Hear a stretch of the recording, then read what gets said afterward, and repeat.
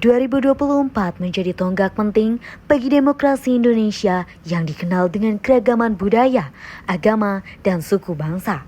Namun, bayang-bayang politisasi identitas kembali mencuat, di mana elemen-elemen identitas seperti agama, etnis, dan kelompok sosial dimanfaatkan sebagai alat politik. Strategi ini seringkali digunakan untuk memecah belah masyarakat demi keuntungan elektoral, menciptakan polarisasi tajam di tengah rakyat yang seharusnya bersatu. Politisasi identitas bukan sekedar taktik politik, tetapi ancaman bagi integritas sosial dan nilai-nilai demokrasi yang selama ini kita junjung tinggi. Ketika masyarakat diarahkan untuk memilih berdasarkan sentimen identitas, fokus pada kompetensi, visi, dan solusi atas permasalahan bangsa menjadi terabaikan. Lebih buruk lagi, luka sosial yang dihasilkan dari polarisasi ini seringkali sulit disembuhkan, bahkan setelah proses pemilu selesai. Pemilu seharusnya menjadi ajang untuk gagasan dan kebijakan, bukan panggung untuk memperdalam jurang perbedaan. Oleh karena itu, tantangan kita bersama adalah menjaga agar pemilu selanjutnya tidak menjadi arena perpecahan, melainkan menjadi momen konsolidasi demokrasi yang lebih dewasa.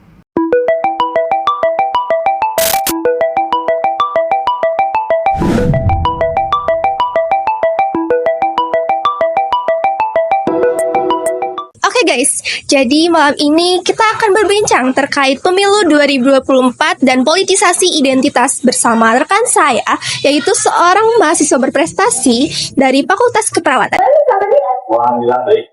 Apakah kita bisa berbincang itu Kak terkait pemilu 2024? Wah, menarik ya. Boleh kalau begitu teh? Ya, let's go.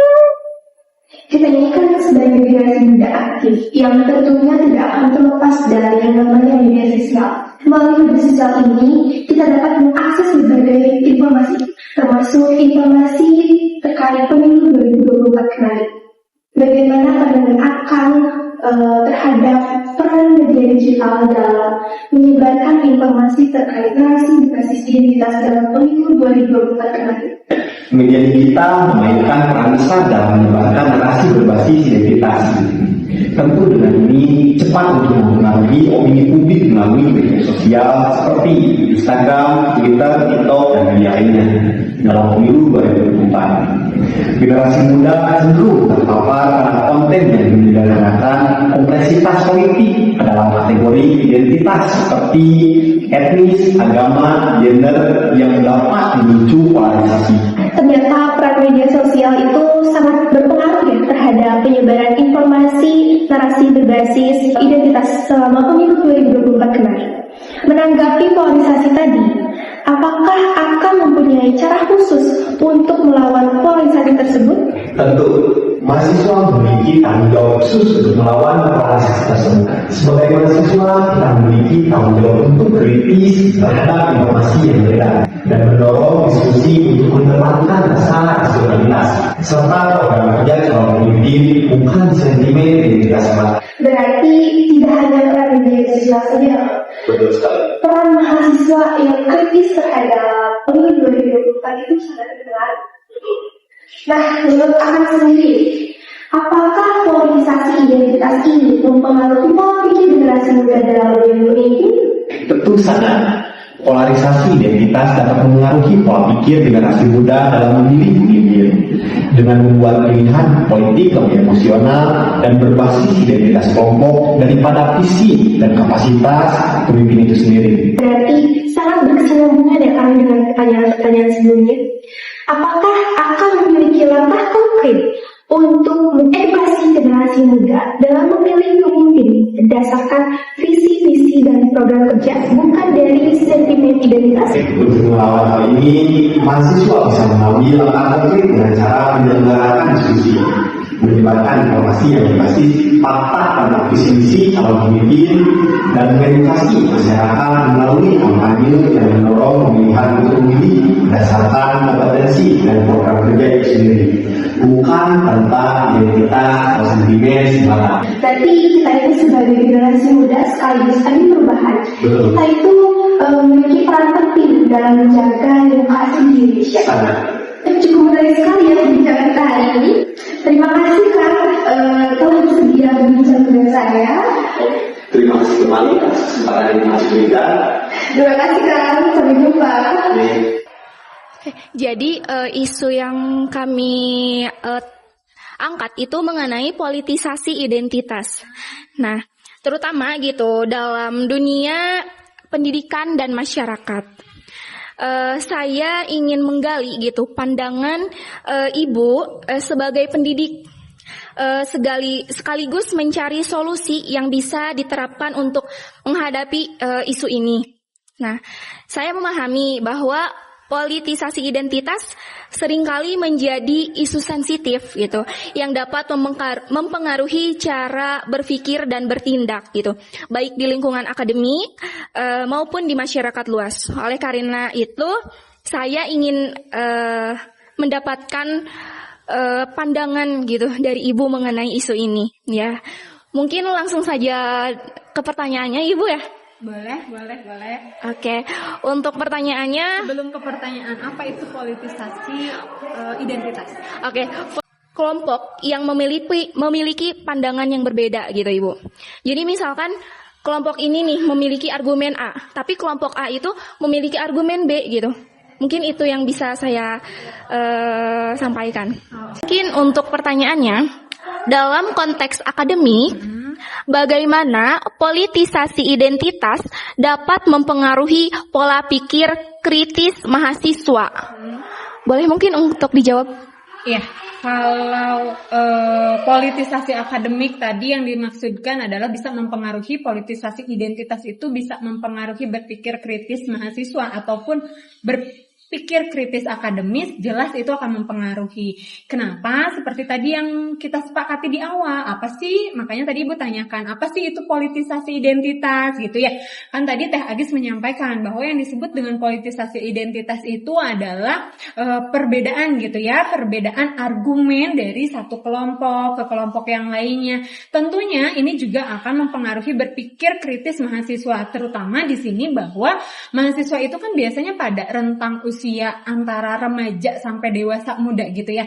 Dimana kalau dilihat dari sisi atau aspek akademisi bahwa di usia tersebut akan terpengaruh justru lebih oleh opini-opini kelompoknya. Ya. Jadi misalkan Teh Agis kemarin nih ada pilkada gitu ya, nyoblos dan lain sebagainya. Pasti Teh Agis biasanya akan lebih memilih kepada paslon atau apapun itu yang sesuai dengan kelompoknya. Contoh misalnya kelompok A yang memang itu circle-nya Teh Agis, oh ini nih bagus gitu ya, paslon A bagus, sementara tanpa kita mengetahui bahwa tanpa Teh Agis berpikir secara rasional, mencari literasi by data dan lain sebagainya gitu, sehingga itu tentunya akan mempengaruhi berpikir kritis. Artinya apa?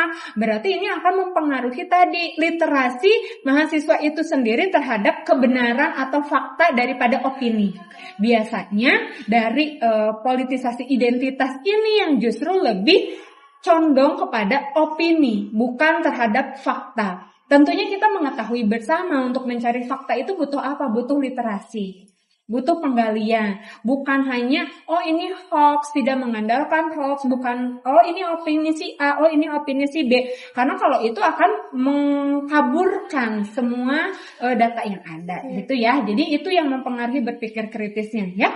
Gimana sih tanggapan kakak nih sebagai aparat penegak hukum, sebagai kepolisian mengantisipasi potensi konflik sosial yang diakibatkan oleh politisasi identitas pada saat pemilu 2024 kemarin? Untuk politisi identitas itu kan tema sangat awal dan sangat serius. Apalagi di sekitar Jawa Barat ini banyak suku, ras, dan agama yang berbeda-beda. Kita jangan membeda-bedakan, semuanya harus tetap satu dua.